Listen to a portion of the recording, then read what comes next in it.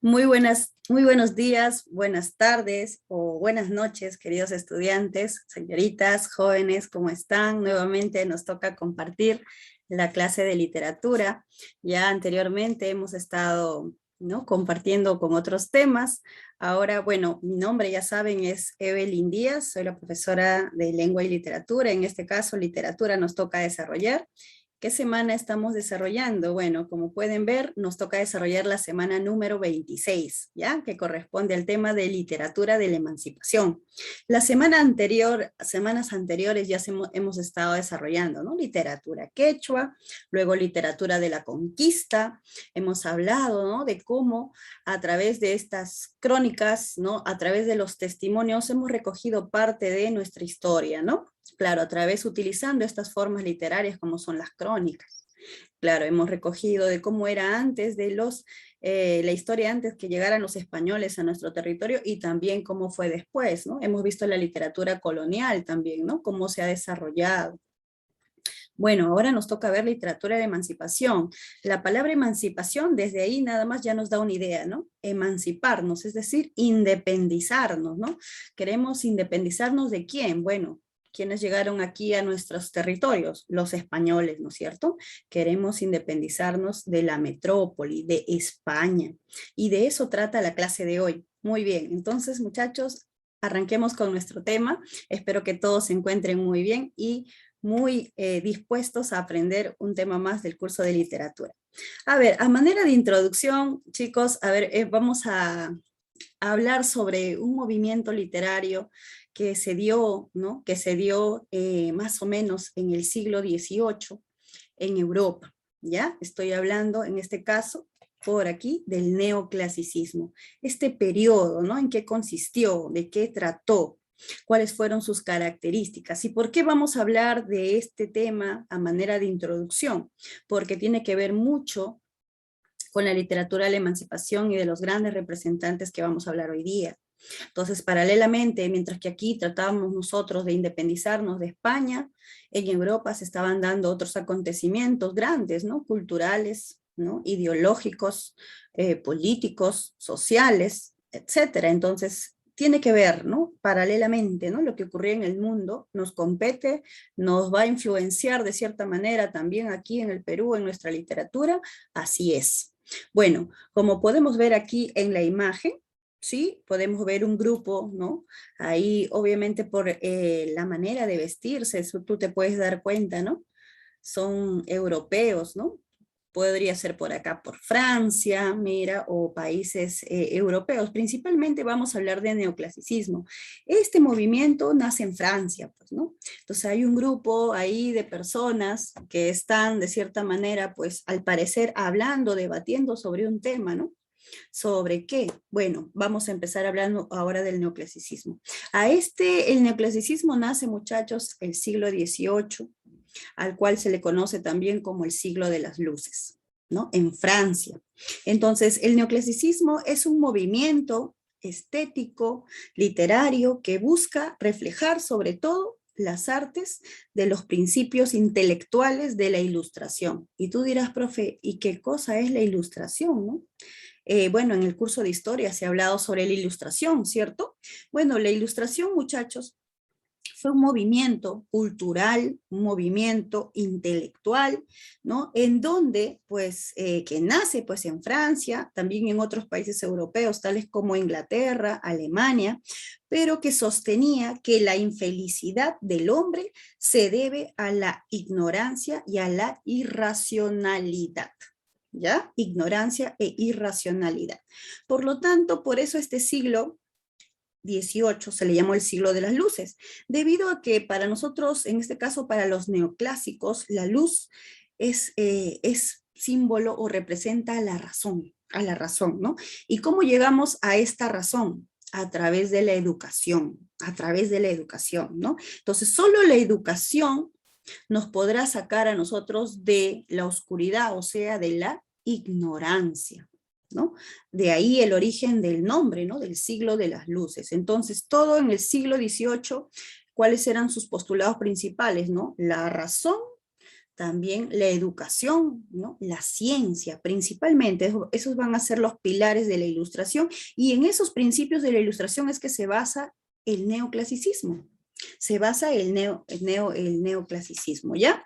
Además, bueno, como podemos ver, si lo relacionamos un poquito más ya del neoclasicismo en la literatura, como ves, clasicismo, ¿no? Neo quiere decir nuevo, ¿no? Un nuevo clasicismo. ¿Y por qué se le llamó así, no? Porque justamente revalora a esta literatura clásica, a los grandes clásicos, ¿no? Ahí podemos mencionar a estos grandes representantes del periodo clásico. Puede estar ahí Aristóteles, puede estar ahí pues Horacio, Virgilio, Ovidio, ¿no? Entre otros tantos que han pertenecido a este periodo. Muy bien, además, en este caso, en el neoclasicismo, también vamos a ver diversas características, ¿no? Que se manifiestan en el caso de la literatura. Por acá vamos a colocar entonces esas características, ¿sí? Muy bien, a ver, entonces, por aquí, primero, ¿no? Un predominio de la razón. Predominio de la razón, ¿no? Como ya lo hemos mencionado. Además, hay un apego a las normas, ¿no? En el periodo neoclásico, la literatura se rige por seguir los preceptos y las normas, así, al pie de la letra, ¿ya? Además, la literatura va a tener una finalidad didáctica, o sea, decir, enseñarte, darte un mensaje a través de las obras, ¿correcto? Y moralizante, sobre todo, ¿no? Hacerte llegar a la reflexión. También se va a dar un rescate a los autores grecolatinos, como ya lo hemos mencionado, ¿no? Grandes intelectuales, ¿no? Representantes del periodo clásico. Por eso se llama neoclasicismo. Además, se van a utilizar también lo que son los panfletos, ensayos y otros para poder difundir el conocimiento. Ya un poquito hablando de, ¿no? ¿Qué significa? ¿Qué es un panfleto? Dirás, ¿no, profe? ¿Qué es un panfleto? Un panfleto es un escrito breve en el cual pues se tratan de difundir ciertas ideas.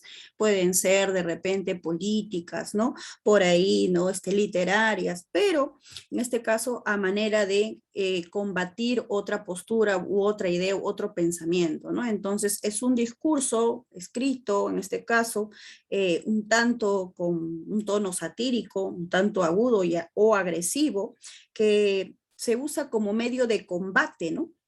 Para llegar a polemizar o en este caso, a debatir ciertos temas, ¿no? En este caso.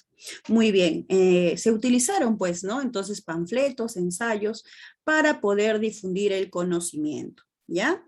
Muy bien, entonces ya un poquito así, a grosso modo, que hemos hablado un poco del neoclasicismo, es importante también tener, ¿no? En cuenta todo esto, porque lo vamos a trasladar ahora a la literatura de la emancipación, que tiene una gran influencia de la literatura neoclásica. ¿Ya? Muy bien, entonces avancemos, muchachos. Vamos en todo caso, también a indicar, pues, ¿no? Cuáles son los objetivos de nuestra sesión. Ahí tenemos los objetivos, que son 3 principalmente. Vamos a hablar hoy día del contexto histórico y literario de la literatura de la emancipación. Vamos a reconocer las características de la literatura de la emancipación y describir y analizar la obra Yaravíes de Mariano Melgar, ¿no? Uno de los grandes representantes de este periodo. Muy bien, a partir de algunos versos, ¿no? Que hemos colocado pues en este material, ¿ya? Muy bien, a ver, entonces iniciamos, muchachos. El contexto histórico literario, vamos por aquí a mencionar pues, ¿no? 2 importantes momentos. Primero, ¿no? Aquí en el Perú, ¿no es cierto?, se da una fuerte crisis. España se está evidenciando una crisis económica, política y social. Entonces, como sabemos, España va a tener grandes colonias. El Perú, pues, era parte de una de sus colonias.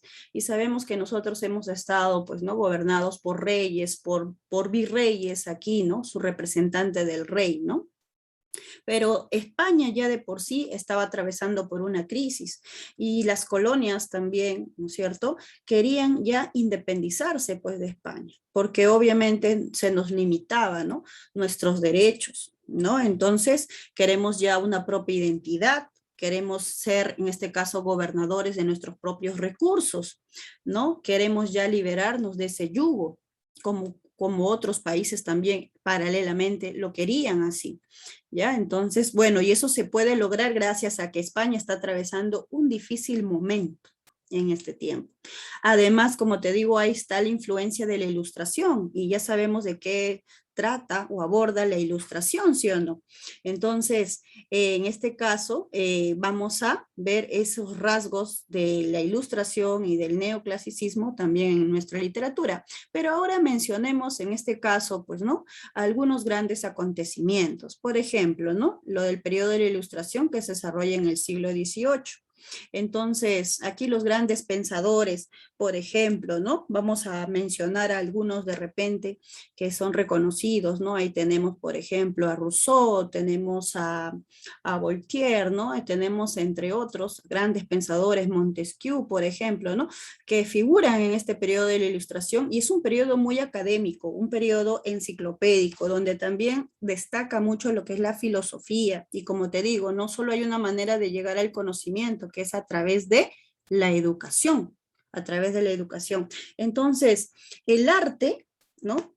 Ahí dentro está la literatura, tenía un objetivo, ¿no? Difundir el conocimiento, utilizarlo, pero para difundir el conocimiento. Y volvemos ahí a destacar esta característica, ¿no? Del neoclasicismo, ¿no? Difusión, en este caso, la finalidad, ¿no? Didáctica, la finalidad didáctica, ¿ya? La finalidad didáctica. Muy bien. Bueno, también vamos a ver por acá, pues, ¿no? Este periodo también se le denominó el periodo del enciclopedismo, ¿no? En la enciclopedia, por ejemplo, figuran estos grandes intelectuales como Diderot, Voltaire, Rousseau, que ya hemos mencionado, en donde, pues, en esta obra de la enciclopedia se plasman, ¿no? Algunas doctrinas, artículos, ¿no? Referidos justamente a lo que es la razón y el conocimiento, ¿no? Muy bien, entonces también lo podemos mencionar por acá, ese es el contexto histórico. Además, también vamos a ver en este caso, sobre la literatura hegemónica, es la neoclásica. Y esas características del neoclasicismo se van a plasmar claramente en esta obra, ya en este periódico, al cual nosotros le llamamos el Mercurio Peruano. ¿Ya? Muy bien, entonces el Mercurio Peruano, muchachos, aquí ya en el Perú, ¿no? Este es un gran periódico, un periódico que en esta época, ¿no? Tuvo un gran peso. Este periódico se publicó más o menos entre los años 1791 a los años 1795, como por acá figura. ¿Sí? Tú puedes verlo aquí. Muy bien, entonces fue un periódico que se publicaba bisemanalmente en estas fechas y que fue pues ampliamente difundido, ¿no? Difundido en toda Hispanoamérica hasta, ¿no? Hasta estas, casi pues hasta finales, como podemos ver ahí, ¿no? Del siglo XVIII. ¿Ya? Pero abarcó un poquito más, ¿no? Dice, casi por ahí hasta inicios del siglo XIX. Ahora, fue editado por algunos intelectuales muy reconocidos para nosotros, como por ejemplo Hipólito Unanue, tenemos a José Baquijano y Carrillo, entre otros, y ellos eran parte de la Sociedad de Amantes del País. En esta época, pues, ¿qué ideas se plasmaban en este periódico, no? Obviamente ideas, ¿no? Relacionadas al patriotismo y a la libertad, a la independencia. Por lo mismo también en esta época, pues vamos a ver que se tenía que tener mucho cuidado, ¿no? Con la información que se plasmaba en estos medios de comunicación escrito, ¿no? Por ahí periódicos, revistas, panfletos, ¿no? Porque podía haber algún tipo de repercusión, ¿no? Hacia estos grandes pensadores, ¿no? Que de cierta manera están, vamos a decir así, incitando, ¿no? Y difundiendo estas ideas a las personas, ¿no? De emanciparnos, ¿no? Independizarnos. Muy bien. Bueno, entonces también podemos mencionar sobre el Mercurio Peruano, pues, ¿no? Que recibió obviamente gran influencia de la ilustración, entonces podemos decir que es la ilustración peruana. Se empezó a hablar de temas relacionados a, por ejemplo, ¿no? La defensa del indio, por ejemplo, sobre la esclavitud, el rol de la mujer, mira, ¿ve? La importancia de la educación, ¿no? La pobreza que se vivía en ese tiempo, entonces se le da importancia a ciertos temas, ¿no? ¿no? Temas sociales principalmente, ¿no? Muy bien, entonces también se desarrolló, en este periódico se pudo evidenciar, pues, que se desarrolló el tema del Perú, ¿no? Como nación, es decir, ya se empezaba a tener un concepto de identidad nacional, ¿no? Tratar de llegar a eso, ¿ya? Tratar de poder nosotros ser ya una nación independiente, o sea, una república, ¿no? Ya empiezan a nacer esas ideas como Perú, como nación, como república. Muy bien, entonces este periódico era peligroso, ¿no? Para la época, ¿para quiénes? Obviamente no para nosotros los peruanos, ¿no? En este caso, para los que todavía seguían esa tendencia colonial, ¿no? O sea, los que estaban a favor de la corona, es decir, de España. Bueno, otro acontecimiento muy importante, muchachos, también fue el de la Revolución Francesa, ¿no? Como sabemos, se difundieron tres grandes ideales, como son el tema de la libertad, ¿no? La igualdad y la fraternidad entre los hombres, los ciudadanos, ¿no?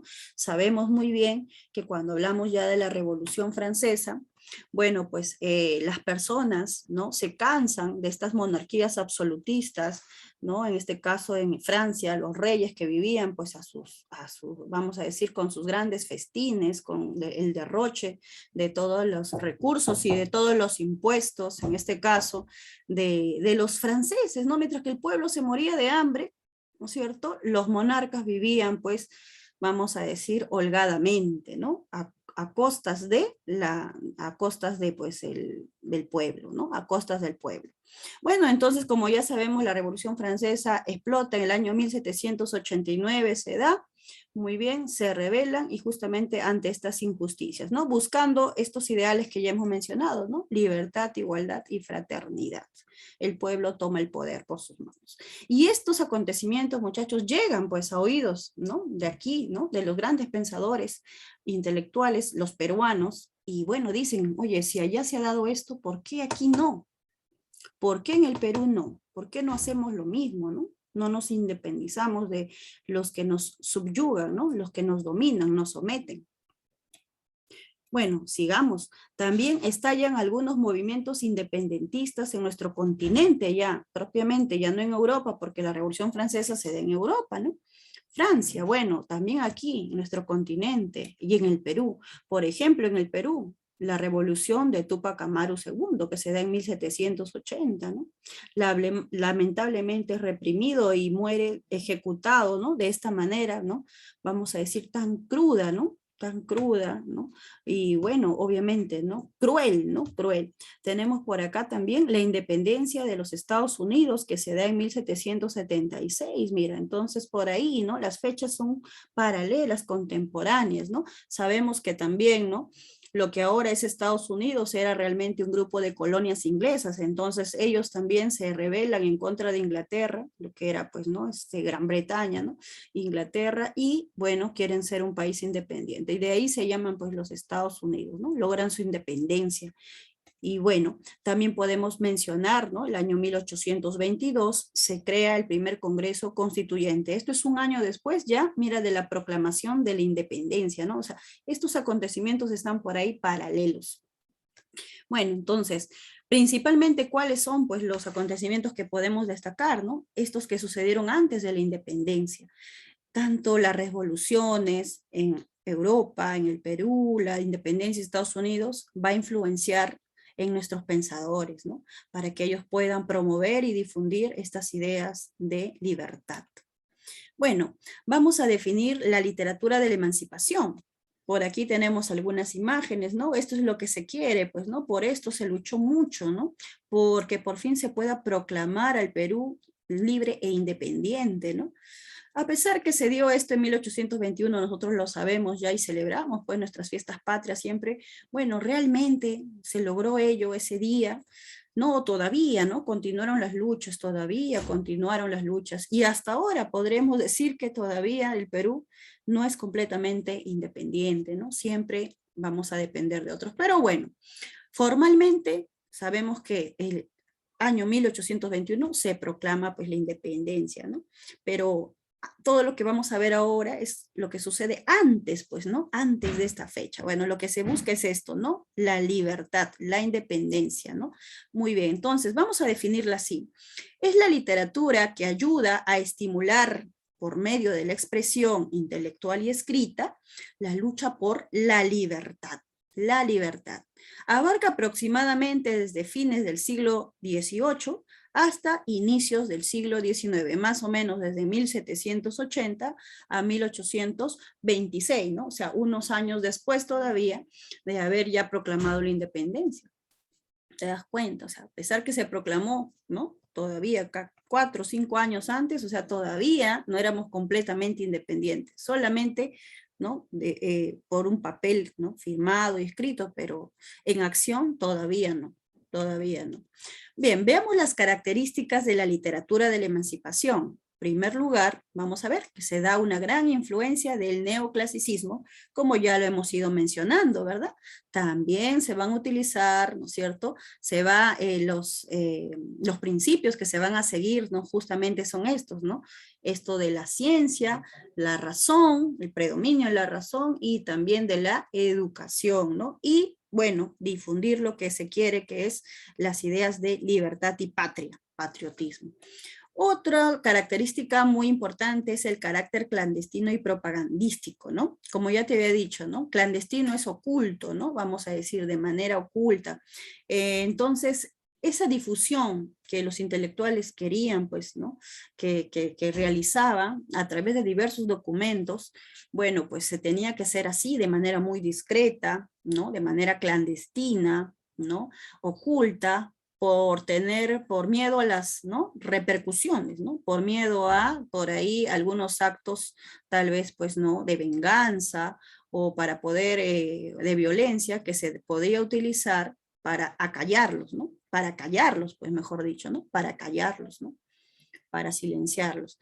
Muy bien. Propagandístico también, porque, bueno, se van a difundir diversos documentos o, ¿no? Documentos escritos para, ¿no? Difundir estas ideas. Otra característica, muchachos, es que el contenido, pues, de esos diversos documentos, ¿no? Más que nada va a haber una tendencia a las ideas políticas, a lo ideológico y a lo literario. Hay una tendencia, ¿no? A lo político, ¿no? A analizar los problemas sociales, a analizar la situación del país y ver, pues, ¿no? Cuáles son nuestras posibilidades de poder salir de un estado de ser colonia a un estado de poder ser república, ¿no? Ser autónomos e independientes. Muy bien. Tenemos por acá también, muy importante, ¿no? Este documento que es la carta dirigida a los españoles americanos, ¿no? De Juan Pablo Vizcarra y Guzmán, que vamos a hablar ahora posteriormente, ¿ya? Bueno, también se abordan estos temas, más que nada el tema patriótico, ¿no? Y nosotros, ¿no? A ser patria, nación, tener este concepto de identidad nacional, pero también en las ideas del americanismo, ¿no? En diversos documentos se trata que todos, ¿no? Los países americanos o hispanoamericanos, vamos a decir, que hemos sido pues gobernados, ¿no? Colonizados por España, nos podamos unir, ¿no? Y así lograr nuestra independencia en común, ¿no? Y también temas relacionados a la libertad. Y bueno, como te digo, se empleó diversos, vamos a decir, documentos, especies literarias, se empleó y se cultivó, por ejemplo, ¿no? Los periódicos, las revistas, los panfletos, las odas que son, pertenecen pues al género lírico, poemas que ensalzan o alaban a ciertos personajes, ¿no? Epigramas, como son algunos también poemas, mencionamos poemas breves nada más, ¿sí? Composiciones poéticas, pero más que nada que tienen un tono satírico, un tanto agresivo, burlesco, ¿sí? De algo o de alguien, ¿no? A eso se le llaman epigramas, así le vamos a llamar, ¿no? Puede ser de tono festivo o satírico también, ¿no? Entre otros, ¿no? Entre otros, bueno, ahí tenemos, pues, ¿no? El periódico que hemos hablado, del cual hemos hablado, el Mercurio Peruano, ¿no? Muy bien. A ver, también vamos a ver lo siguiente, ¿no? La poesía de la emancipación centra su tema, dice, su temática, pues como ya habíamos dicho, ¿no? Con tendencia a tratar temas políticos, por lo tanto sus temas son, ¿no? Homenajes patrióticos, ¿no?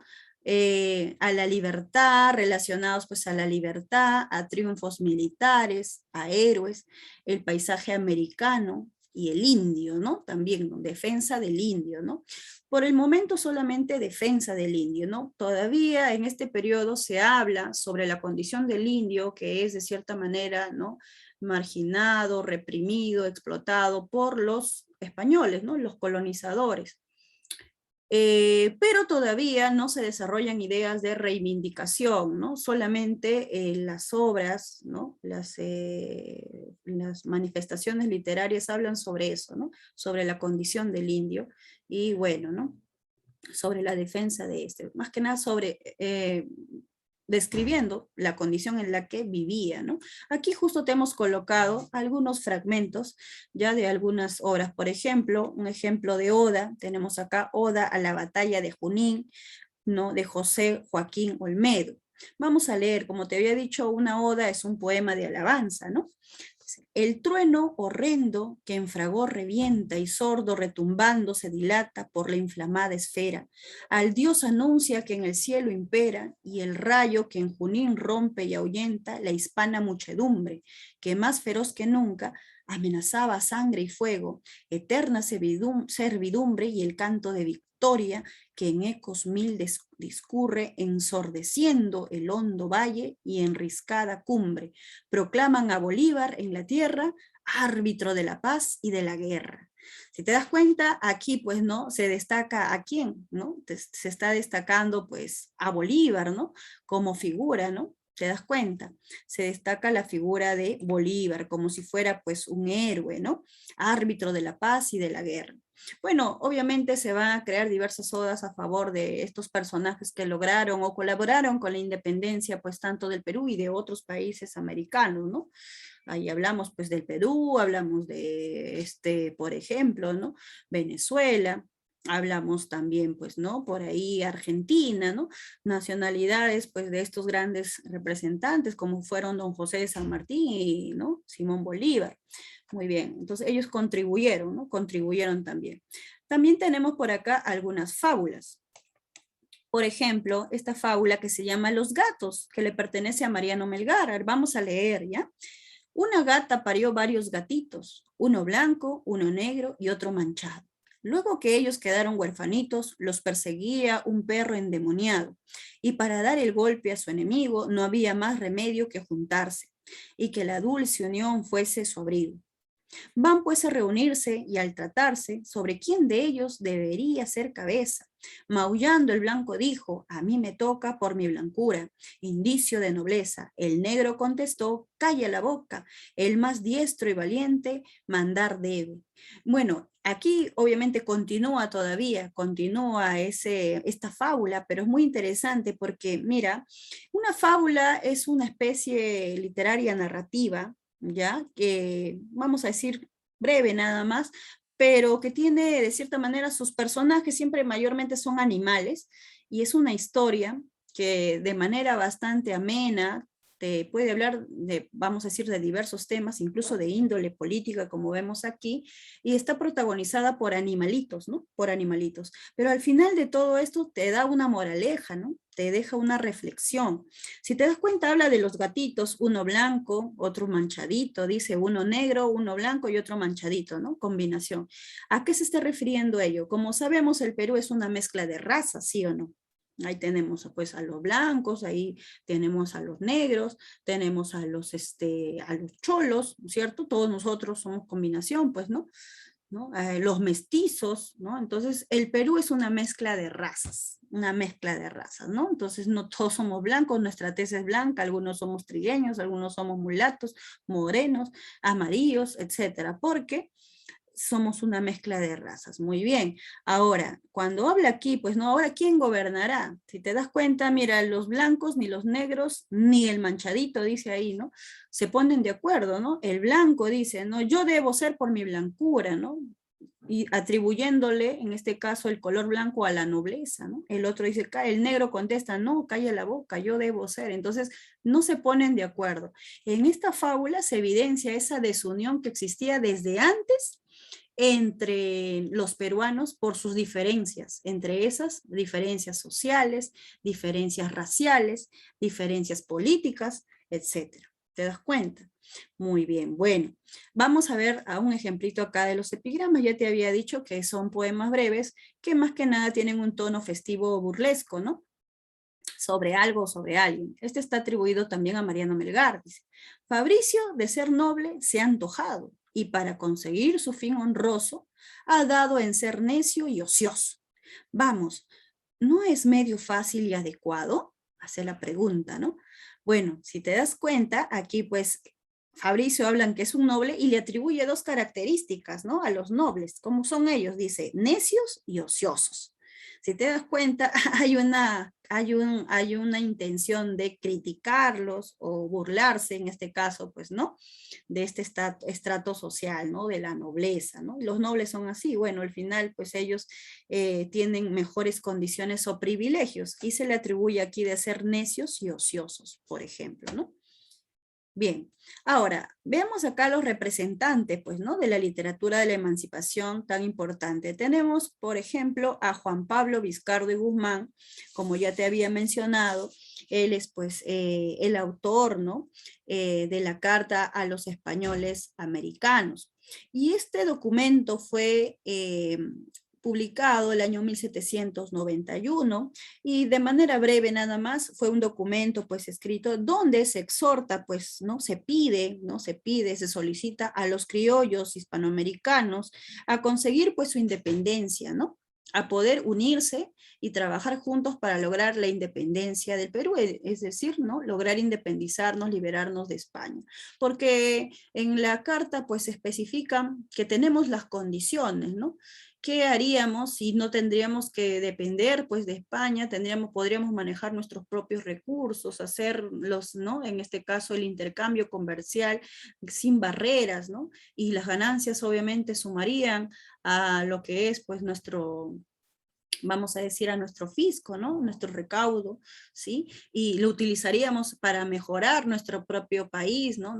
A nuestra propia gente. Lamentablemente, si no es así, no nos independizamos, todo sigue siendo al final ¿para quién? Para España, y a nosotros solo se nos deja, ¿qué? Lo que sobra, ¿no? Las migajas, para poder solo sobrevivir. Entonces, él solicita eso, ¿no? ¿No? Llegar a los grandes criollos, a los criollos americanos, para que puedan lograr ese ideal en común, ¿no? La independencia. También tenemos por acá a José Faustino Sánchez Carrión, y él tiene pues una publicación llamada La Abeja Republicana. En esta publicación se da pues una propuesta de análisis y reflexión sobre la República Peruana y también sobre su integración, ¿no? Vamos a decir, todos los países deben integrarse también, luchar juntos. Tenemos a otro gran representante que es José Baquijano y Carrillo. Él también tiene un documento al cual se le llama pues el Elogio al Virrey Jáuregui. Este se publica el año 1781. ¿Sí? En este caso, este documento pues nos habla, primero se da la bienvenida pues a este virrey, pero a la vez en el documento se plasma un tipo de protesta ante el sistema colonial, ¿no? Entonces todos los tres documentos tienen algo en común, ¿no? Esa protesta, ¿no? Ese tono de denuncia, ¿no? Sobre los maltratos del sistema colonial todavía que imperaba pues en el país, en nuestro territorio, ¿no? Y la idea de libertad, la idea de independencia, ¿no? Muy bien. Bueno, hablemos de nuestro máximo representante, hablemos de Mariano Melgar. ¿Ya? Ahora sí nos toca hablar pues de Mariano Melgar. Bueno, Mariano Melgar principalmente pues, ¿no? Él nacido en lo que es España, perdón, en Arequipa, Mariano Melgar arequipeño, peruano arequipeño, mira, muy jovencito él muere, ¿no? Si te das cuenta acá ¿no? Su etapa cronológica, ¿no? Su edad cronológica. Nace en 1790, muere en 1815. O sea, muere solo a los 25 años de edad, ¿no? Muy jovencito. Pero en esa corta vida que tuvo, bueno, logró grandes cosas, por lo cual ahora lo recordamos, ¿no? Con mucha admiración, respeto y cariño. Es considerado el primer poeta mestizo. Bien, tuvo una sólida formación pues neoclásica y humanista, ¿no? Podemos mencionar eso también. Bueno, para hablar un poquito de Melgar, ¿no? Y viendo cada una ¿no? de las características, en este caso cada ítem de parte de su biografía. Mira, él desde muy jovencito se nos menciona pues que él estudió en el Colegio San Francisco y bueno, toda su educación pues la pasó en Arequipa principalmente, en su tierra natal. Ahora, se dice que a los 3 años nada más podríamos considerar a Melgar como un prodigio, ¿no? Un niño genio. A los 3 años ya sabía él leer y escribir. Y se menciona que a los 8 años él ya dominaba el latín, ¿no? Dominaba el latín, imagínate, a los 8 años ya dominar una lengua, ¿no? Ajena, ¿no? Al castellano, al español, el latín todavía. Entonces, eso justamente va a contribuir, ¿no? Para que él pueda más adelante, ¿no? Realizar algunas traducciones del latín al castellano, que ya vamos a mencionar. Bueno, también se dice que él ingresó luego, posteriormente, al seminario de San Jerónimo. También va a aprender, pues, ¿no? En estas facetas, diversas disciplinas como retórica, va a aprender física, matemática, astronomía, filosofía. Entonces, una persona bastante ilustrada, ¿no? Ilustrada, o sea, el conocimiento, ¿no? Primero, ¿no? Entonces, vamos a ver, por eso también su formación, un tanto neoclásica y humanista, ¿no? Ahora, por acá. Toda su poesía estuvo basada pues en experiencias propias, ¿no? Sus anécdotas, más que nada sus experiencias, y por ahí a nosotros vamos a indicar pues que él tuvo dos grandes amores, vamos a decir así, ¿no? A los cuales le dedica pues parte de su obra lírica, ¿no? De sus poemas, ¿ya? Muy bien. A mediados de el año 1813 viaja a Lima para estudiar Derecho en el Convictorio de San Carlos, ¿no? Entonces, si te das cuenta acá, yo te había mencionado que él había entrado ¿no? Al seminario de San Jerónimo, ¿no es cierto? Te había mencionado. Su padre, pues, quería que él sea, pues, sacerdote, ¿no? Pero lamentablemente no tuvo, pues, esa vocación porque él se enamora, ¿no? Y no quiere ello. Sin embargo, sí, ¿no? Siempre está preocupado por aprender más, le gusta ello, ¿no? Él se va a estudiar Derecho a Lima, en el Convictorio de San Carlos, y justo en este lugar adquiere esas ideas, un tanto pues con esas ideas que estaban a favor de la independencia. Ahí también logra traducir, por ejemplo, algunos poemas que le pertenecían a Virgilio y a Ovidio, que eran poemas que estaban en latín y él lo puede hacer, pues, ¿no? Los traduce al castellano. De ahí también que él revalora a estos grandes poetas latinos, ¿no? A la cultura clásica. Por eso su formación es neoclásica y humanista, porque sigue, ¿no? Uno admira el conocimiento, ¿no es cierto? Y vamos a ver que es muy ilustrado, ¿eh? Lee a grandes poetas del periodo clásico, ¿no es cierto? Domina el latín, su formación es neoclásica, ¿no? Muy bien. El año 1814 se enrola en el ejército de Mateo Pumacahua. Lamentablemente la rebelión fracasa y Melgar es tomado prisionero y fusilado, ¿no? A los 25 años nada más, lamentablemente, va a morir. Bueno, ¿en dónde? En esta batalla que se le conoce como la batalla de Humachiri, ¿no? Que se da el año 1815, justo el año, pues, ¿no? Que él fallece. Muy bien. Es considerado, muchachos, mira, por José Carlos Mariátegui, lo considera el precursor del romanticismo y primer momento de la literatura nacional. Como sabemos, estamos en la etapa de la literatura de la emancipación, ¿no?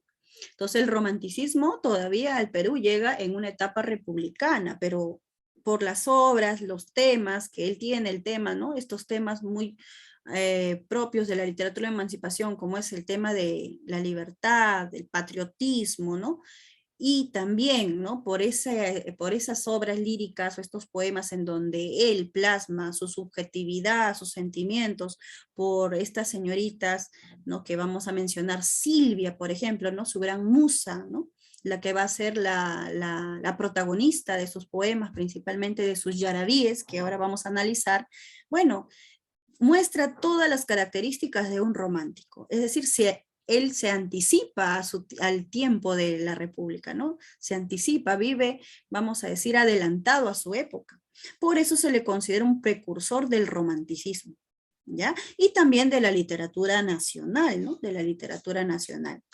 A ver, déjame comentarte algo más, ¿no? Por ejemplo, el gran historiador Luis Alberto Sánchez también lo considera así, mira, a Mariano Melgar, ¿no? Le dice, Melgar es el primer poeta republicano y romántico del Perú, dice, ¿no? Y romántico del Perú. Ya, mira, y todavía republicano, ¿no? Porque de cierta manera en su obra ya plasmaba esas ideas, a pesar de haber fallecido antes de la proclamación de la independencia, mira. ¿No? A pesar de todo ello, ¿no? ¿Por qué? ¿Por qué lo considera así Luis Alberto Sánchez, ¿no? Dice, porque él se deja llevar, dice, por la causa de la libertad y de la patria, pero a la vez es romántico en su vida y obra, y así lo demuestra. También, mira, Víctor Andrés Belaúnde habla sobre Melgar y dice, Melgar encarna la síntesis del elemento hispánico por un lado y también del elemento indígena por otro, en que debe basarse el alma de la nacionalidad. ¿Y por qué él dice, no, que es como que la fusión o la combinación del elemento hispánico y por otro lado el elemento indígena, ¿no? Por sus famosos yarabíes también, ¿no? Y por las características que muestran sus yarabíes. Y ahora vamos a ver a qué características nos referimos, ¿no? Bueno, y bueno, finalmente ya hemos mencionado que él fallece, ¿no? Sí, porque también cuando se enrola al ejército de Mateo Pumacahua, él sigue esas mismas ideas y muere como un héroe, luchando en contra del ejército realista. Algunas de sus obras. Por ejemplo, él cultivó los sonetos. Los sonetos son composiciones, ¿no? Métricas, composiciones poéticas, vamos a decir, tipos de estrofas, tipos de poemas que contienen estrofas entre, vamos a decir, cuartetos y tercetos de versos en decasílabos. O sea, se agrupan una estrofa de 4 versos en decasílabos, ¿no? Y también versos tercetos, ¿no? Versos en decasílabos agrupados de 3 en 3. Entonces, un soneto es ello, ¿no? Un soneto es ello, ¿no? Agrupar de cierta manera 14 versos, pero agruparlos también de 4 en 4, cuartetos, y de 3 en 3, tercetos. Ahora vamos a ver un soneto de Melgar, ahí como un ejemplito, ¿no? Tenemos epístolas también, porque él escribe una carta bastante amplia a su amada Silvia. Él tiene pues 2 musas, en este caso en toda su vida amorosa. Una le llama Melisa, ¿ya? Y a la otra le llama Silvia, pero estos son nombres más que nada, pues, vamos a decir, ¿no? Sobrenombres que le coloca a 2 mujeres, ¿no? Que marcaron de cierta manera, pues, ¿no? Un antes y un después en su vida amorosa, pues, ¿no? Fueron bastante importantes para él en su vida amorosa, ¿ya?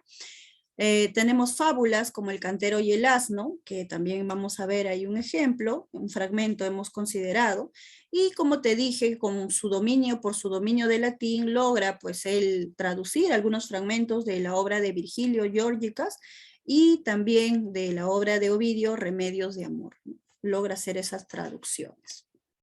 Bueno, veamos un poquito sobre esta fábula que te había mencionado, ¿no? El cantero y el asno. Entonces aquí él muestra, más que nada trata de evidenciar ¿no? Cuál era la condición del indio, ¿no? Y qué maltrato sufría por parte del colonizador. Vamos a leerlo, ¿ya? Dice, nos dicen ciertas gentes que es incapaz el indio. Yo voy a contestarles con este cuentecito. Bajaba una mañana un cantero rollizo, o sea, gordo, ¿no? Rollizo, dice, repartiendo y lanzando latigazos y gritos sobre su infeliz tropa de cargados borricos. ¿Qué es un cantero, dirás tú, no? Una persona que se dedica a trasladar piedras, ¿no? Que trabaja, ¿no? Con las piedras, ¿ya? Dice, ¿qué demonio de brutos? ¿Qué pachorra? Me indigno, dice. Pachorra es así como alguien, pues, lento, lerdo, ¿no? Entonces el cantero exclama a ello, se queja, dice, los caballos son otros, tienen viveza y brío, pero a esos no los mueve ni el rigor más activo, o sea, se está refiriendo al pobre asno, ¿no? Que el asno es lento a comparación de los caballos, dice. Así clamaba el hombre, más volviendo el hocico, el más martagón de ellos en buena paz le dijo, tras cuernos palos, vaya, nos tienes mal comidos, siempre bajo la carga, y exiges así el brío, y con azote y palo pretendes conducirnos, y aún nos culpas de lerdos, estando en ti el motivo. O sea, se supone que aquí está hablando uno de los asnos, ¿no? Un burrito habla, ¿no? Oye, mira, ¿qué te quejas si no nos das de comer bien y encima nos pegas, nos azotas y quieres que siempre que estamos cargando peso, que trabajemos bien, ¿no? Entonces hay un burrito que se está manifestando, no es lo que él piensa. Con comida y sin carga, como se ve el rocino, aprenderíamos luego sus corbetas y brincos. Pero mientras subsista nuestro infeliz destino, bestia, el que se alentara, lluevan azotes lindo, sorna y cachaza, vamos, para esto hemos nacido. Un indio, si pudiera, no dijera lo mismo, ¿no? Entonces, ¿quién se está comparando con quién, no? Uno, los asnos también, ¿no? Reclaman y denuncian los maltratos que padecen. Dicen, si no tuviéramos que llevar carga y nos alimentaran bien, oye, trabajaríamos bien igual que los caballos, dicen, ¿no? Con fuerza, con vigor, ¿no? Pero no es así. Entonces, aquí al final, pues dice, ¿no? Un indio, si pudiera, no dijera lo mismo. Entonces, se está haciendo la comparación de cómo vive un burro, un asno, con el indio, ¿no? Porque al final es lo mismo. También lo maltratan, ¿no es cierto? Lo hacen trabajar, lo explotan, sin derechos, sin privilegios, ¿no? Entonces, La cantera y el asno es una fábula que tiene, ¿no? Un mensaje político, ¿cierto? Un mensaje, pues, también, ¿no? De mostrar esa condición, ¿no? Del indio de marginación, pues, más que nada, ¿no? De marginación. Muy bien, bueno, en estas fábulas, pues, se desarrolló, pues, la intención política claramente, ¿no? Claramente. Una oda. Tenemos aquí un fragmento de una de las odas, se llama Oda a la Libertad, ¿no? De Melgar también, ¿no? Y una oda, ya hemos dicho, ¿no? Que es un poema de alabanza, ¿no? Dice, por fin libre y seguro puedo cantar, se rompió el duro freno, descubriré mi seno, y con lenguaje puro mostraré la verdad que en él se anida, mi libertad civil bien entendida. Oíd, cese ya el llanto, levantad esos rostros abatidos, indios que con espanto, esclavos oprimidos del cielo y de la tierra sin consuelo, cautivos habéis sido en vuestro suelo, ¿no? Obviamente los versos, el mensaje cuál es, ¿no? Sobre la libertad, ¿no? Le canta, pues, ¿no? Le recita a la libertad, a la independencia, ¿no? E incita también a que el resto, ¿no? Obtenga estas ideas, ¿no? Pueda cultivar estas ideas. Tenemos por acá un soneto. Bueno, yo te mencionaba lo que era un soneto, ¿no? Es un tipo de estrofa, un tipo de composición poética, y tiene esta métrica, mira. Aquí yo menciono, por ejemplo, si cuento aquí, ¿cuántos versos hay? 1, 2, 3 y 4. Entonces acá yo tengo 4 versos, ¿no? Otra vez, 1, 2, 3 y 4. También tengo aquí 4 versos, ¿ya? Por acá tengo 1, 2 y 3. Aquí tengo 3 versitos agrupados. Y por acá 1, 2, 3, tengo 3 versitos. Entonces, a cada uno de estos, yo le voy a llamar así, ¿no? Si están de 4 en 4, yo le llamo así. Le llamo cuartetos, ¿cierto? Aquí también tengo otro cuarteto. Y si están de 3 en 3, ¿cómo le llamamos? Le llamamos tercetos, ¿no? Le llamamos así. Pero también hay que tener en cuenta algo, que cada uno de estos versos son endecasílabos. ¿Qué quiere decir? ¿No? Que son versitos que tienen 11 sílabas métricas, ¿no? Entonces, ¿qué es un soneto, no? Un soneto, ¿cierto? Es una composición, ¿no? Poética que está formado por 2 cuartetos y 2 tercetos, ¿no? En total son 14 versos en decasílabos que se han agrupado en 2 cuartetos y en 2 tercetos. Este soneto, ¿no? Se llama A la mujer, ¿no? A ver, vamos a leerlo, ¿ya? Y aquí vamos a desarrollar un poco más sobre la vida de Melgar, ¿no? Su vida amorosa ya, ¿no? Tiene un tema, un tono amoroso ya. A ver, entonces dice por aquí, no nació la mujer para querida, por esquiva, por falsa y por mudable. Y porque es bella, débil, miserable, no nació para ser aborrecida. No nació para verse sometida, porque tiene carácter indomable, y pues prudencia en ella nunca es dable, no nació para ser obedecida. Porque es flaca no puede ser soltera, porque es infiel no puede ser casada, por mudable no es fácil que bien quiera, si no es pues para amar o ser amada, sola o casada, súbdita o primera, la mujer no ha nacido para nada.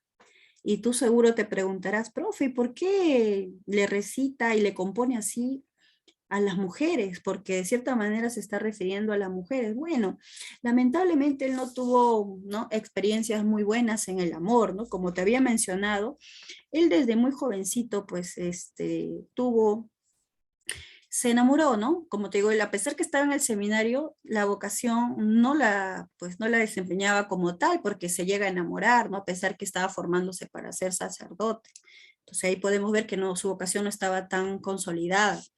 Bueno, él se enamora en primera instancia de una señorita que se llamaba Manuela Paredes, ¿no? Manuela Paredes, así se llamaba. Pero a ella le va a atribuir el nombre de Melisa, ¿no? Es un nombre poético que le da, pues, ¿no? A ella, Melisa. Esta mujer, pues, ¿no? No le va, vamos a decir, lo va a traicionar, pues, ¿no? Lo va a traicionar, pues, ¿no? Y él va a sufrir mucho por esa traición, ¿no? Por esa traición. Y es por eso que aquí te das cuenta que hay un tono de desencanto, un poco de, ¿no? Vamos a decir así, un tono de desencanto y de despecho, ¿no? Porque le acusa a la mujer, ¿no? De ser mudable, ¿no? O sea, mudable, voluble en sus sentimientos, de ser falsa, ¿no? De ser esquiva también, ¿no es cierto? Indiferente, ¿no? Pero sí dice, ¿no? La mujer es bella, la mujer dice, es flaca, o sea, le atribuye a la mujer características de una mujer idealizada, ¿no? Bonita, delgada, ¿no? Todo, pero por lo mismo que es así, dice, se aprovecha pues la mujer para poder hacer sufrir ¿a quién? Pues a los varones, ¿no? Entonces él tilda a la mujer, tiene esa connotación de la mujer, ¿no? Que es falsa, mudable, esquiva, y bueno, al final dice, la mujer no ha nacido para nada, dicen. Bueno, ese es un soneto que él tiene. Vamos viendo, vamos analizando más, ¿ya? Aquí, por ejemplo, te había mencionado, ¿no? A Melisa, Manuela Paredes, por quien él va a sufrir en una primera instancia. O sea, él primero se enamora de Melisa, de esta señorita llamada Manuela Paredes, posteriormente ya se enamora de la gran Silvia, ¿no? Que conocemos más, ¿no? De Silvia. Pero antes de eso, mira, le dedica también a Melisa varios versos. Muy bien. Por ejemplo, en este. Vamos a leerlo. Dice, sepa de la cruel Melisa, sepa la cruel Melisa, si mi amor se niega, que el que sin fruto ruega consigue aborrecer. Entienda si con risa de mí se burla altiva, que a mí no me cautiva quien me hace padecer. Sepa que bien advierto que aunque el amor hermosa me la pinte y preciosa, no es más que una mujer. Pero eso, aun siendo cierto que es verdad atractiva, a mí no me cautiva quien me hace padecer. Conozca que el amor de la esperanza vive y muere si concibe que no hallará placer. Y así porque un rigor de esperar más me priva, a mí no me cautiva quien me hace padecer. A otros su frenesí los degrada cuando hace que un rigor los abrace y un mal los haga arder. Conmigo no es así, no me encanta una esquiva, a mí no me cautiva quien me hace padecer. Entonces, claramente nos damos cuenta pues que Melisa lo ha hecho sufrir, ¿no? En una parte de una carta que le escribe a Silvia, le habla pues a ella sobre la experiencia desagradable que tuvo con este primer amor, ¿no? Y se menciona pues que Melisa se muestra sonriente con otras personas, que tiene otros amores, ¿no? Y él percibe todo eso con dolor, ¿no? Con rechazo también, ¿no? Y con reclamo, pues, ¿no? Le reclama que eres esquiva, eres mudable, eres falsa, ¿no? Incluso la llama pérfida, ¿no? O sea, traicionera le llama así, le va a llamar a ella, ¿no? Traicionera a Melisa Paredes, en este caso a Manuela Paredes, que su sobrenombre era pues Melisa, ¿no? Bueno, acá tenemos, también hemos dicho pues que ha escrito elegías, ¿no? Elegías también, estas composiciones poéticas que expresan un amor doliente, ¿no? Por la pérdida de un ser querido, puede ser, ¿no? De un ser amado, puede ser por la distancia, podría ser por la muerte de este ser querido, pero también por el alejamiento, ¿no? El olvido de este ser querido. Bueno, acá tenemos la imagen de Silvia ya. Silvia, ¿no? Su segunda musa que lo va a inspirar, pero la que va a marcar más en su vida. Porque a Melissa sí la quiere y todo, pero la llega a olvidar. Pero a Silvia no, porque justo Silvia fue quien lo ayudó a él a olvidar a Melissa y ella es la que va a marcar su vida y a ella le dedica incluso todos sus yarabíes, que ahora vamos a ver, ¿ya? A ver, vamos a ver si realmente aquí se plasma ese amor doliente, pues, ¿no? Ese tono amoroso doliente. A ver, ¿por qué a volverte? Dice, ¿por qué a verte volví? Silvia querida. ¿No? Ay, triste, ¿para qué? ¿Para trocarse mi dolor en más triste despedida? Trocarse es para que se convierta mi dolor, ¿no? Para convertirse mi dolor o cambie mi dolor en más dolor, dice, ¿no? Quieren mi mal, mi suerte deleitarse, me presenta más dulce el bien que pierdo. Ay, bien que va tan pronto a disiparse. Oh, memoria infeliz, triste recuerdo, te vi, qué gloria, pero dura pena. Ya sufro el daño de que no hice acuerdo. Mi amor ansioso, mi fatal cadena, a ti me trajo con influjo fuerte. Dije, ya soy feliz, mi dicha es plena. Pero ay, de ti me arranca cruda suerte, este mi gran dolor, este es mi duelo. En verte busqué la vida y hallo muerte. Mejor hubiera sido que este cielo no volviera a mirar y solo el llanto fuese mi ausencia todo mi consuelo. Cerca del ancho mar ya mi quebranto en lágrimas deshizo el triste pecho. Ya pené, ya gemí, ya lloré tanto. ¿Para qué, pues, por verme satisfecho, vine a hacer más agudos mis dolores y a herir el corazón deshecho? De nuevo el corazón deshecho, dice, ¿no? Entonces acá, de cierta manera, se lamenta, ¿no?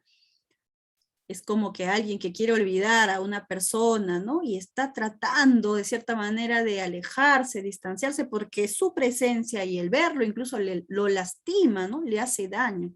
Y él dice, ¿no? Te vi, qué gloria, pero luego dice, pero no, es dura pena, ¿no? Porque de lo que ya estás logrando tal vez, ¿no? Olvidar a esa persona o calmar tu dolor, vuelve a revivir, ¿no? Vuelve a revivir. Entonces, ahí vemos que este sí es una elegía, ¿no? Realmente se muestra esa pérdida, ese ser querido, ¿no? Un dolor. Bueno, ahora hablemos, muchachos, pues de los yarabíes, ¿no? Estos poemas que le dedica, pues, a su amada Silvia. ¿Cuál era su verdadero nombre de Silvia? Se llamaba ella María Santos Corrales, así se llamaba. Esta señorita, bueno, estos son retratos que se han logrado plasmar, ¿no? Por las características de los personajes, ¿no? Ahí está ella, Silvia, ¿no? Vamos a ver. ¿Qué características tienen estos poemas llamados los yarabíes? Veamos. Primero, es un poema mestizo o también llamado híbrido. ¿Por qué? Porque Mariano Melgar combina dos especies literarias muy importantes. Por un lado, combina las elegías, ¿no? Que son expresiones o composiciones poéticas más que nada originarias, ¿no? O más utilizadas en España, en Europa, ¿no? Y los jarauis, ¿no? Un jaraui, como ya han ustedes visto en la literatura quechua, ¿no es cierto? Un jaraui es un canto, una expresión popular de la lírica quechua, ¿no es cierto? Que hemos analizado. Cantos, ¿no? Que están más que nada, que expresan, vamos a decir así, ¿no? También, ¿no? La pérdida de un ser querido, de un ser amado, ¿no? Entonces combina él las elegías y los jarauis, ¿no? Por eso decimos que los yarabíes es una especie híbrida, una especie lírica híbrida, ¿no? Un poema híbrido. Confluyen entonces, por acá me dicen las formas de la lírica culta y la lírica popular, ¿cierto? La lírica culta por el uso de la elegía y la lírica popular, en este caso por el uso del jaraui, ¿no? Estas composiciones quechuas, ¿ya? Cantos quechuas. Predominio también del verso de arte menor, ¿ya? Predominio del verso de arte menor, es decir, que los versos se tenían menor, ¿no? La cantidad de sílabas era menor a 8 sílabas métricas, ¿no? Entonces, mayormente es un predominio, ¿no? Un predominio de los versos de arte menor. Empleo del estribillo. Un estribillo es un verso que se va repitiendo al final de las estrofas, ¿no? Al final de las estrofas. Hace un rato vimos, ¿no? Este poema que se le dedica a Melissa, ¿no es cierto? Y también vimos un versito que se repetía y se repetía al final, ¿no? Al final. Ahora también vamos a ver esto con un yarabí que te hemos colocado de ejemplo, el uso de los estribillos, ¿ya? Compara a la amada con la paloma. Hay ciertas comparaciones, ¿no? Por ejemplo, ¿no? La paloma, en la literatura quechua también podemos relacionarlo un poco a estos cantos que le llamamos urpis, cantos amorosos, y urpi, así se le llama en quechua a la paloma. Entonces, él compara a la mujer, a su amada, con la palomita, ¿no? Ahí también podemos ver que recoge estos elementos andinos, ¿no? Que se utilizaban en la lírica popular quechua. El tono triste, ¿no? Intimista, quejumbroso, ¿no? De reclamo y de dolor también que muestra, pues muestra en los yarabíes. Usa nombres bucólicos para sus, en este caso, pues sus dos grandes amores, por ejemplo, Melissa, ¿no? Que hemos dicho su verdadero nombre era Manuela Paredes, y Silvia era María Santos Corrales, es su nombre real. María Santos Corrales, muchachos, era la prima de Mariano Melgar. Entonces él se enamora de ella, pero cuando ella tenía solo 13 años de edad. Vamos a decir que ellos eran cercanos porque han crecido, vamos a decir, juntos, ¿no? Mientras cuando él tenía 20 años, Mariano Melgar, Silvia recién tenía pues 13 años, ¿no? Entonces él, cuando se enamora de ella, pues Silvia en un cierto momento corresponde a su amor, pero era muy jovencita, pues ella, ¿no? Muy jovencita. Y por eso en los yarabíes él muestra un poco el por qué nunca llegó, nunca, vamos a decir, hubo una correspondencia, se puede decir que hubo un momento en que sí fue un amor correspondido, pero no se concretó porque él, su ideal era pues llegarse a casar con ella, y eso lo muestra en su carta a Silvia. Pero no se concreta por algunas causas, ¿no? Según los investigadores, los críticos literarios nos manifiestan estas causas. Uno, nos dicen que era porque Silvia sentía recelo del amor pasado de Melgar, que era Melissa, ¿no? Y también porque era propio de su edad, una niña de 13 años, tú sabes pues que es bastante todavía, es inmadura, no se enamora todavía, puede tener una gran ilusión, y al parecer sí, Melgar fue una ilusión para ella en un determinado momento. Por otro lado, también se atribuye a por qué no se concretó el amor entre ellos, porque justo por ahí fallece la mamá de Silvia. Entonces, también ese motivo, pues, vamos a decir, ¿no? Congoja o, ¿no? Vamos a decir, entristece a los dos jovencitos, porque también al parecer la madre de Silvia, ¿no? Defendía un poco y estaba a favor del amor entre estos dos, ¿no? Jovencitos. Al morir ella, o es como que hubiera muerto la única defensora de esa relación, porque Melgar manifiesta que ni los amigos ni los otros familiares estaban de acuerdo con esa relación, ¿no? Entonces, muchos se oponían a ello. Uno por las diferencias de edades, pero también otro nos dicen por la condición económica. Bien es cierto que Melgar pertenecía a una familia de clase media, pero que había caído, ¿no? Una familia que estaba en ruina, vamos a decir, él no tenía dinero. También se le atribuye a ello, por ahí los estudios literarios nos dan a entender ello. Y por otro lado, bueno, pues, ¿no? Esa oposición que te decía, ¿no? De los amigos, los familiares, etcétera. Bueno, entonces, más o menos eso es, ¿no? Eso es, y nunca se va a concretar, ella va a ser solo su musa, ¿no? Y bueno, muere a los 25 añitos nada más, imagínate, ¿no? Muere también bastante pronto, ¿no? Bastante pronto. ¿Qué temas se van a desarrollar en los yarabíes? El amor doliente, por ejemplo, el amor inconstante, también el tema de la nostalgia, la soledad, entre otros, ¿no? El amor no correspondido, ¿no? El amor no correspondido. Muy bien. A ver, antes de poder por acá compartir ya el análisis de este yarabí, Bueno, en la parte final de esto te voy a mostrar por ahí una carta, la carta a Silvia que te había mencionado, para que puedas ver, ¿ya? Vamos a analizar acá los yarabí, ¿ya? Primero, tenemos por acá estos versitos y vamos a ver qué características hemos encontrado. Este es el yarabí primero. Vamos a leerlo primero. Todo mi afecto lo puse en una ingrata y ella inconstante me llegó a olvidar. Si así se trata, un afecto sincero, amor, amor no quiero más amar. Juramos yo ser suyo y ella mía. Yo cumplí y ella no se acordó más. Mayor, mayor falsía, jamás hallar espero. Amor, amor no quiero más amar. Mi gloria fue en un tiempo su firmeza, y hoy su inconstancia vil me hace penar. Fuera, fuera bajeza, que durara mi esmero. Amor, amor no quiero más amar. Si te das cuenta por el contenido, nos damos cuenta pues por aquí que ella lo ha olvidado. Como te digo, en un determinado momento Silvia mostraba un tipo de correspondencia hacia Melgar, ¿no? Pero por la oposición y el distanciamiento también entre ellos se enfría, ¿no? Ese amor o esa ilusión que ellos sentían, porque ahí dice él, ¿no? Juramos yo ser suyo y ella mía, ¿no? Yo cumplí y ella no se acordó más, dice, ¿no? Muy bien, ¿por qué? ¿Qué pasa? Que en este momento hemos hablado de la biografía, él estaba en Arequipa, pero hay un momento en que él se va a Lima, ¿no? Y se va a estudiar la carrera de Derecho en el Convictorio de San Carlos, ¿no? Entonces él quiere seguir aprendiendo y se va.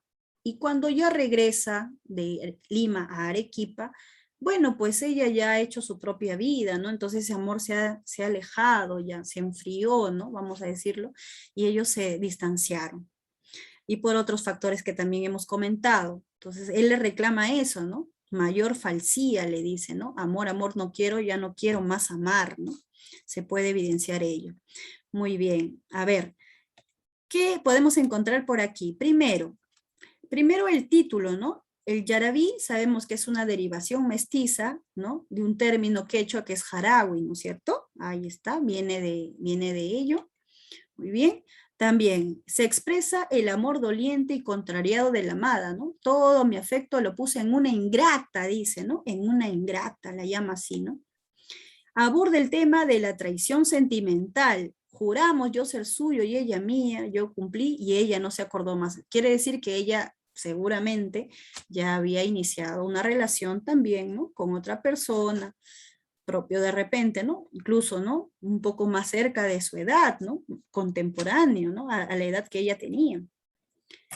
Combina versos en decasílabos y heptasílabos. Ahí vemos cómo se plasma, ¿no? La influencia de la literatura culta, ¿no? En este caso, española también, el uso de los versos en decasílabos y heptasílabos, versos de 11 sílabas métricas y versos de 7 sílabas métricas.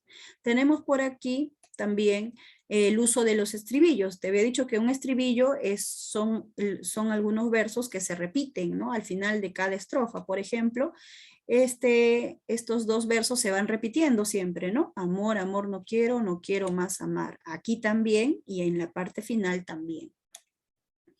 Uso de la rima consonante. Eso quiere decir que al final de los versos van a coincidir versos vocálicos y consonánticos para lograr la musicalidad, ¿no? Lograr la musicalidad en este caso. Muy bien, dice jamás hallar espero, amor, amor no quiero más amar. Bueno, algunos son, ¿no? Por ejemplo, acá, mira, un afecto sincero, hallar espero, mi esmero, ¿no? Ese ero, no se repite, ¿no? Esa es rima consonante, pues, ¿no? Por aquí, ahí está, mira, acá también, ¿no? Hace que coincidan esos sonidos, ¿no? Vocálicos y consonánticos. Muy bien. Por acá tenemos el yarabí cuarto, ¿ya? Lo leemos y vemos también por acá algunas características. Vuelve que ya no puedo vivir sin tus cariños, vuelve mi palomita, vuelve a tu dulce nido. Mira que hay cazadores que con afán maligno te pondrán en sus redes mortales atractivos. Y cuando te hagan preso, te darán cruel martirio, no sea que te casen, huye tanto peligro. Vuelve mi palomita, vuelve a tu dulce nido. Ninguno ha de quererte como yo te he querido. Te engañas y pretendes hallar amor más fino. Habrá otros nidos de oro, pero no como el mío. Por ti vertió mi pecho sus primeros gemidos. Vuelve mi palomita, vuelve a tu dulce nido. Y tú dirás, profe, ¿quién es la palomita, no? ¿A quién se refiere? Bueno, ya sabemos a quién se refiere. Primero, vamos a ver, la paloma pues es el símbolo de la mujer amada, ¿no? El yo lírico está plasmando ese amor, ¿no? Le pide, le exhorta, ¿no? Que vuelva, que vuelva. Obviamente la paloma hace referencia a la amada, que en este caso es Silvia, ¿no? Silvia, y hace referencia a un amor que está distante, ¿no? Que está lejano. Muy bien. También vamos a ver que el dulce nido, cuando dice vuelve a tu dulce nido, a quién representa, no? Obviamente representa al yo lírico, ¿no? Al que le está pidiendo que vuelva a su amada, o sea, al poeta, ¿no? Al poeta, ¿no? Al yo poético. Vuelve acá, a ver, dice, expresa la nostalgia por la ausencia del ser amado, ¿no? Ninguno ha de quererte como yo te he querido, dice, ¿no? Ahí está, la nostalgia, ¿no? El recuerdo de algo que ya pasó, porque dice, como yo te he querido, quiere decir que se dio en su momento, ¿no? La relación, pero ya terminó, pues, ¿no? Ya terminó, ¿no? Pero él sigue recordando, ¿no? Y le duele todavía eso. Por acá. Está compuesto por versos septasílabos del español. Efectivamente, ¿no? Uso de los septasílabos también, ¿no? Ya habíamos mencionado. Hay presencia de metáforas y anáforas, efectivamente. La palomita que representa a la mujer, esa es una metáfora. El dulce nido que representa al pecho, a los brazos del yo lírico, el yo poético, ella es una metáfora, si nos damos cuenta. Y también anáfora, porque hay palabras que se repiten, ¿no? Vuelve, vuelve, vuelve, ¿no? Que se repiten al inicio de los versos. Aborda el tema de la súplica amorosa, también podemos verlo, ¿no? Vuelve, ¿no? Está exhortando, está, ¿no? Pidiendo a alguien que haga algo, ¿no? Vuelve, por favor, le dice, ¿no? Súplica. Muy bien, bueno, en ese sentido, pues ese es el análisis de los yarabís, ¿no? Tan bonito, tan romántico, por eso pues se le dice a él, ¿no? Precursor del romanticismo, si te das cuenta. Y yo para terminar, ya acá está la bibliografía de nuestro tema, para terminar con la parte teórica, te quería mostrar pues lo siguiente, ¿no? Te voy a mostrar lo que es un PDF que tengo por aquí para compartir y leer un poquito, ¿no? Sobre la Carta a Silvia, una obra tan importante. A ver, dejo de compartir esto un ratito y voy a compartir este PDF. Ahí está. A ver, un ratito. Creo que todavía no se comparte. Aquí está. Mira, bueno, no vamos a leerlo todo, ¿no? No vamos a leerlo todo, pero esta es la carta a Silvia que le escribe y prácticamente esta carta nos ayuda a comprender un poco sobre, ¿no? Lo que vivió Melgar, ¿no? Tanto en su vida amorosa e incluso en su vida intelectual, ¿no? Porque hay partes de la carta a Silvia que por acá ya tú puedes estar leyendo, en donde habla, pues, uno, ¿no? De ese amor que tenía por Melissa, ¿no? Ese amor que de cierta manera, ¿no? Le pagó mal a él, habla del amor que empiezan a hacer en él por Silvia, ¿no? Y también habla incluso hasta, ¿no? De la madre, la muerte de la madre de Silvia, e incluso habla de esa influencia neoclásica que él tuvo, porque habla en unos versos sobre la ciencia, sobre los ilustres pensadores, y que todo eso para él es una pasión, ¿no? Una pasión, algo que lo inunda de mucha felicidad, ¿no? Ahí podemos ver también esa tendencia. Entonces, por acá podríamos leer unas partes. Aquí te quería mostrar, ¿no? Cómo él le reclama, pues, le habla a Silvia de Melissa, ¿no? Aquí, mira, por acá empiezo, ¿ya? Dice, así es que libertad ninguna tuve. Dice, no, a ver, desde acá, ¿ya? Y luego que fui libre, ¿quién pudiera cautivarme si no es mi dulce Silvia? ¿No? O sea, le está hablando ahí. Dice, así que libertad ninguna tuve, de unas a otras cadenas en un día pasé y fui tuyo luego que fui mío. O sea, él dice, ¿no? Le dice a Silvia que, bueno, Cuando terminó de desilusionarse y decepcionarse y por fin olvidar a Melissa, pasó inmediatamente a enamorarse ya pues de Silvia también, ¿no? Me parece como que hace recordar un poco a Romeo, ¿te acuerdas? Romeo y Julieta, que se enamoró ya de Rosalinda y luego se enamoró de Julieta ahí mismo, ¿no? Algo parecido, ¿no? Y eso dice, ¿no? Bueno, su cadena pasó de una cadena a otra, de cierta manera. Dice, a la halagüeña esperanza colegiada de una respuesta ambigua de tus labios, animo mi alma que en tu amor ardía. Por horas este fuego se aumentaba y del otro acabo hasta las cenizas. Y a la manera con que las estrellas que en medio de la oscura noche brillan, desaparecen absolutamente luego que el claro sol nos ilumina. Con cuánta indiferencia desde entonces miraba yo a la pérfida Melissa, dice, ¿no? A la traicionera Melissa, ¿no? Sus amantes, su amor, sus relaciones, su indolencia, sus gracias, ni sus iras no tuvieron ya más para conmigo, ni un rostro del poder que antes tenían, o sea, ya la olvidó, ¿no? Ya no le importa todo esto. Ahora, tú sola eras objeto de mis ansias, tú sola desde entonces me dominas. Ver tu rostro fue ver mi gloria entera, dejar de verte fue perder mi dicha. O sea, le dice a Silvia, que ya olvidó a Melissa, que ahora ella nada más es el motivo de su dicha, ¿no? Ella, o sea, ya la olvidó, ¿no? Ya la olvidó. Bueno, por acá en otra parte, ¿no? De la carta Silvia, como te puedes dar, es bastante larga, habla de la muerte de la madre de Silvia, ¿no? Dice, muerta, muerta vi a quien murió por protegerme, muerta vi a quien murió dándome vida. Lloremos juntos, nuestra igualdad es gracia, lloremos juntos, mi querida Silvia. Madre igual de los dos fue, en su ternura los dos perdimos una madre misma. Ay, compasiva madre, eternamente.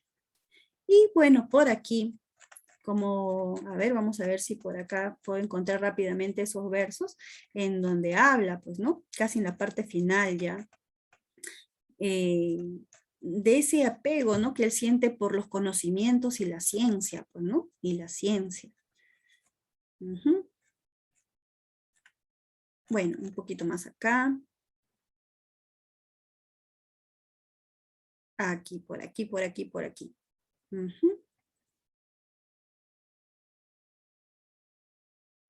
A ver, un poquito más aquí. A ver, por aquí. Ya, bueno, en este caso hay unos versitos que por acá también lo había anotado, que él dice lo siguiente, ¿no? Para Melgar, ¿no? Él dice lo siguiente, ¿no? En esta parte, el oro es una alhaja quebradiza, dice, ¿no? Él confiaba más, dice, en su cerebro, que le traería, ¿no? Lo que en un testamento no hallaría, dice. ¿Por qué te menciono esto, no? Como te digo, a él también, uno de los motivos por el cual no puede concretar ese amor con Silvia es porque lo rechazan por ser pobre, ¿no? Y él apela a esto, ¿no? Que el dinero o el oro se acaba rápido, pues, ¿no? Eso no te va a dar una posición eternamente, pero él a lo que apela es a su cerebro, es decir, a los conocimientos. Dice, no hay mejor herencia que eso justamente, ¿no? El conocimiento. Y por acá habla justamente de esa herencia, pues, ¿no? De esa herencia. A ver, por acá dice, el tesoro en sus manos es la herencia del infeliz y pobre que lo pida. Los reveses, en fin, de adversa suerte, como enviados del cielo siempre miran. Sométense a ellos y al Omnipotente les da consuelo si ambos le suplican. Tal es el manantial inagotable del bien de los esposos que dedican su conato a quererse sin mudanza y a cimentar en la virtud de su dicha. Esto es lo mismo que deseo tanto y que espero gozar contigo, Silvia. Si inocente prosigues, si deshaces las vanas ilusiones que te pintan como infiel a tu amante desgraciado, y si por fin el cielo el mejor día, manteniéndonos firmes con su brazo, nuestros mutuos deseos verifica, ¿no? Entonces, él obviamente no apela a eso, ¿no? Y él está seguro, ¿no? Él está muy seguro que que lo material, ¿no es cierto? Para él no representa nada, ¿no? obviamente él siempre va a estar a favor de lo otro, ¿no? En nutrir su conocimiento, ¿no? ¿Sí? Y eso es justamente por la influencia, ¿no? De la ilustración y del neoclasicismo, pues, ¿no? Siempre el conocimiento va a ser lo mejor, lo mejor. Muy bien, eso quería compartir contigo. Ahora sí, vamos ya a terminar resolviendo la práctica dirigida, ¿ya? Las preguntas que vienen respecto al tema. Ahí está. Son 6 preguntas y vamos respondiendo por aquí. A ver. Primera pregunta, muchachos. Vamos con la práctica dirigida. En la pregunta 1 dice, según los versos anteriores de Melgar, señala el enunciado que expresa una característica de la poesía de la emancipación. Muy bien, vamos a ver en este caso, leemos los versos. Dice, días ha que a la Iberia del empirio bajó, de luz rodeada, la libertad amada, a extinguir la miseria, que en nuestro patrio suelo desdichado por 3 siglos había dominado. A ver, primero, ¿incorpora varios rasgos de la literatura española del periodo barroco? Bueno, primero, falso decimos. ¿Por qué? Recuerden que el neoclasicismo, lo mencionamos ya, se opone pues a lo que es el barroco, a ese movimiento literario que estuvo antes de, ¿ya? El que se desarrolló en el siglo XVII. Bien es cierto, ¿por qué se opone? Porque el barroco se caracterizaba más que nada por recargar mucho las formas, ¿no? Muy bien, pero en el periodo del neoclasicismo y en esta literatura también de la emancipación, más que nada se vuelve a recuperar el equilibrio entre el fondo y la forma, o sea, a la no saturación. Ellos apuestan por la no saturación, sino por el equilibrio. Por lo tanto, decimos que el primer enunciado es falso. La obra y vida de Melgar se encuentra ubicada cronológicamente dentro del periodo neoclásico y esto se da en el siglo XVIII. En el periodo barroco, que fue en el siglo XVII, más bien, ¿no? Sobresale Juan de Espinosa y Medrano, al cual le llamaban el lunarejo. Entonces, el primer enunciado falso. Segundo, manifiesta el espíritu reivindicador de los indígenas a mediados del siglo XVII. Falso también.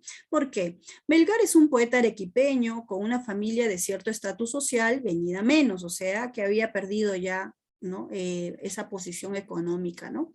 Su formación ideológica la realizó en Lima cuando estudió la carrera de leyes. Melgar no es indígena.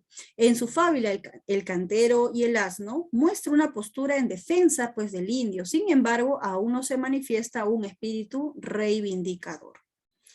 C. Aborda una temática vinculada a lo político, exaltando el concepto de libertad. A ver, en este caso, vamos a ver en la clave C, ¿cuál sería verdadero o falso?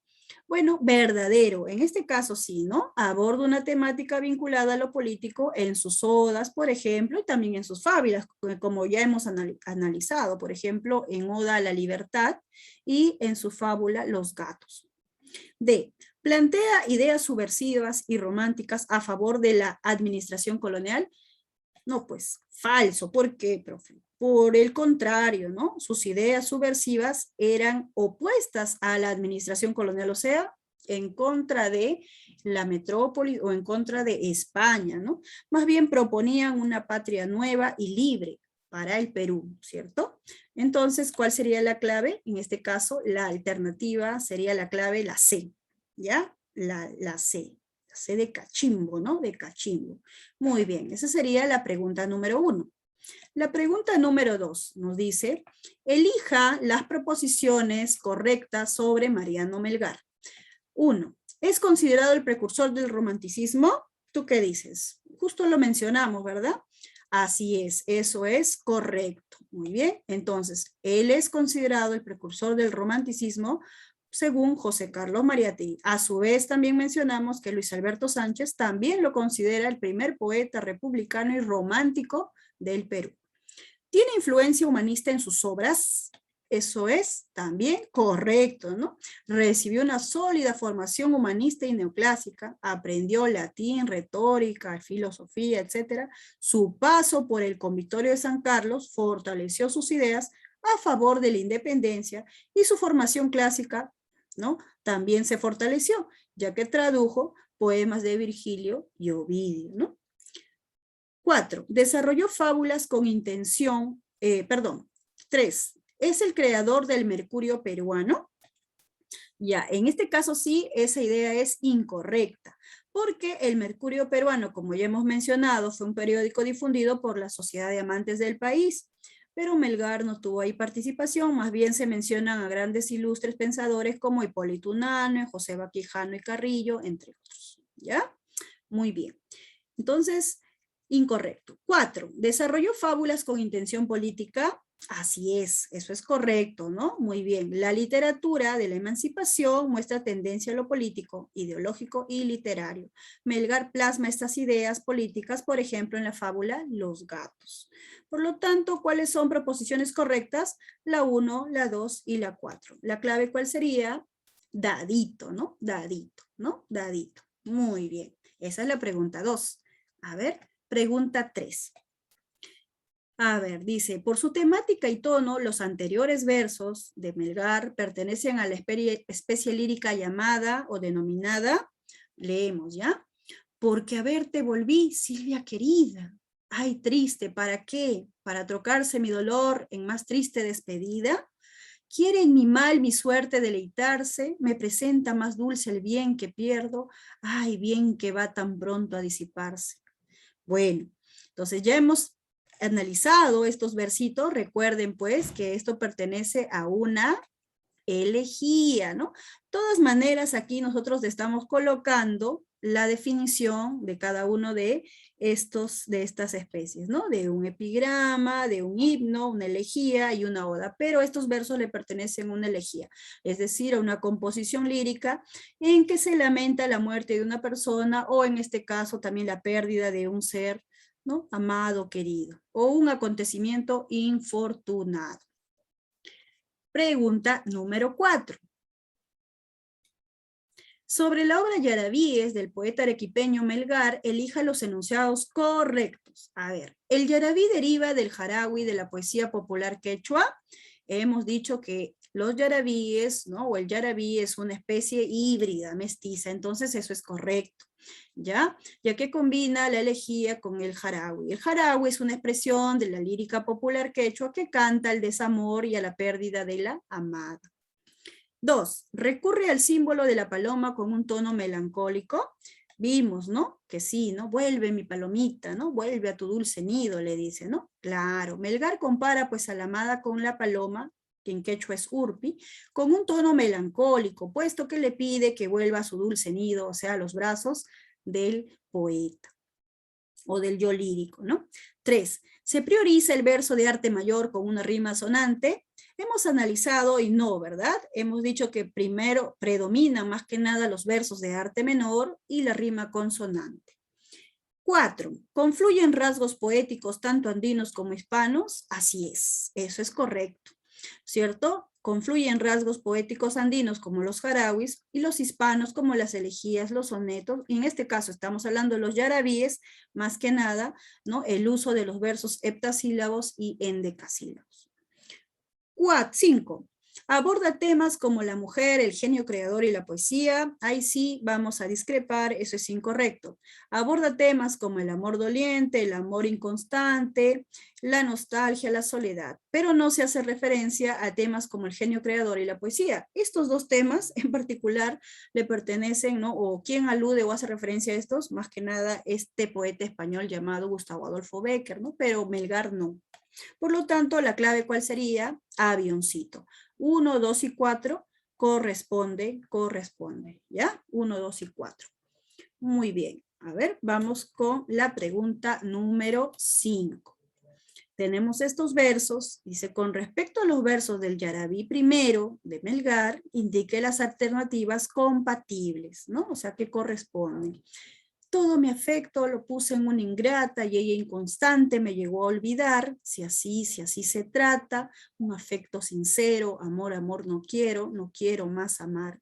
Juramos ser yo tuyo y tú y ella mía, yo cumplí y ella no se acordó más, mayor falsía, jamás hallar espero, amor, amor no quiero más amar. A ver, respondemos. ¿Se combina versos endecasílabos y heptasílabos? Eso sería correcto, si se hace uso de ello, ¿ya? 2. ¿En esa composición se emplean los estribillos? Sí, estas dos frasecitas, estos dos versos, mejor dicho, se van a repetir, ya hemos leído, ¿no? Este yarabí completo, ¿no? Se repite amor, amor no quiero más amar. Ese es el uso del estribillo, ¿ya? A ver, 3. Expresa el amor doliente y contrariado de la amada. También, ¿no es cierto? Uno de los temas más reconocidos en Yarabíes de Melgar es el amor doliente y contrariado de la amada, basado en la historia de su musa Silvia. 4. El yo poético elogia el accionar de su amada Silvia, lo elogia, ahí sí no, es incorrecto. Más bien, él, ¿no? Le hace un reclamo, pues, ¿no? ¿no? Entonces, no es un elogio, sino una adjetivación negativa, ¿no? Dice, y ella inconstante me llegó a olvidar, ¿no? O sea, inconstante, alguien que no sabe lo que quiere, pues, ¿no? Que cambia sus sentimientos rápidamente, ¿no? 5. El tono melancólico lo asume del jarawi quechua, eso es compatible, correcto, ¿no? El yarabí de Melgar deriva del jarawi, ¿no es cierto? Muy bien. Esto se evidencia en el uso de la paloma como símbolo de la amada, por ejemplo. Entonces, corresponden la 1, la 2, la 3 y la 5. ¿Cuál sería la clave? Barquito, ¿no? Barquito. 1, 2, 3, 4 y 5. Esa es. Muy bien. Bueno, y la última pregunta, muchachos. Con respecto a los versos anteriores del Yarabí cuarto de Melgar, señale las alternativas correctas. Mira que hay cazadores que con afán maligno te pondrán en sus redes mortales atractivos y cuando te hayan preso te darán cruel martirio, no sea que te casen, huye tanto peligro, vuelve mi palomita y vuelve a tu dulce nido. Como que le dice, oye, no vayas a caer en los brazos de otro porque te van a engañar, te pueden lastimar, yo nunca lo voy a hacer, ¿no? Sí, entonces, a ver, vamos a ver qué nos preguntan. ¿Está compuesto por versos heptasílabos del español? Ya hemos dicho que sí, ¿verdad? Entonces, así es. Un heptasílabo son versos de 7 sílabas métricas. 2. ¿Existe la presencia de la figura literaria de la metáfora? También. Por ejemplo, en este yarabí aparecen varias metáforas. Por ejemplo, los cazadores se refieren a los pretendientes que ella podría tener, ¿no? ¿No? Esas personas que podrían también querer su amor. Mortales atractivos se refiere que personas con dinero, ¿no? Cosa que él también reclama porque a él, ¿no? Supuestamente lo dejan, también la familia no quiere que esté con él porque no tenía dinero. Y la palomita porque hace referencia a la amada. 3. Expresa la nostalgia por la ausencia del ser amado. Eso también es correcto, ¿no? Muy bien. Cuando se dice huye de tanto peligro, podemos conjeturar que a pesar de todo, la nostalgia lo invade y también la quiere proteger, ¿sí o no? 4. ¿Manifiesta la melancolía por la muerte de la amada? Bueno, en este caso en ningún momento se menciona que la amada muere, ¿no es cierto? No se hace referencia a ello. Bueno, entonces, como decían alternativas correctas, nos quedamos con la 1, con la 2 y la 3. ¿Cuál sería nuestra respuesta? La clave sería cachimbo, ¿no? La clave C, ¿ya? 1, 2 y 3. Eso es. Y bueno, se ha terminado nuestra sesión de ahora, y están las claves de la práctica dirigida, y como siempre, muchachos, ¿no? Ha sido un gusto, ¿no? Poder llevar este tema, ¿no? Esta clase con ustedes, espero que les sirva, que les guste la clase, pero sobre todo, pues, ¿no? Que aprendan, ¿no? En este caso, y también te invito a que puedas leer un poquito más, ¿no? Sobre estos poemas o estos yarabíes de Melgar, ¿no? Que son bastante interesantes, ¿no? Muy bien, chicos. Entonces, conmigo será hasta la próxima oportunidad. Muchas gracias. Eso sería todo. Nos vemos, muchachos. Cuídense bastante.